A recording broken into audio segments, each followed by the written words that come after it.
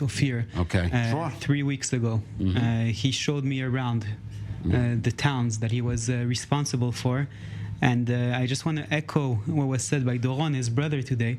He had an incredible vision. He refused to live in a place where the terrorists dictated how they lived.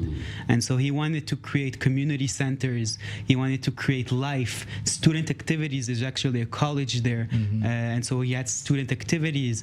He really had even bike paths. That took me, because there were even bike paths that you don't usually see in these types of communities, but it was important for him for there to be quality of life and not to live according to death.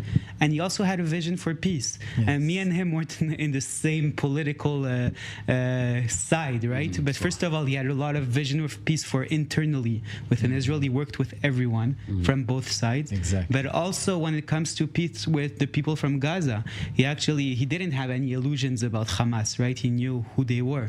But he was, as I think you tried to say, he wanted to create an industrial center where people from Gaza could come and make a good living and then go back in order to try and create cooperations. And this vision for peace was really incredible, and something that might interest people from the diaspora jury that might be listening right now.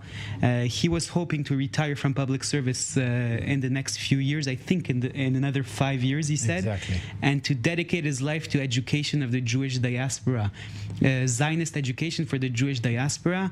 I told Doron, if I may say here also, that I want to try to find a way for his legacy to be remembered in that subject. It was something that was incredibly important for him, the connection between Jews in the diaspora and Israel, and I hope that we find a way really to remember his legacy.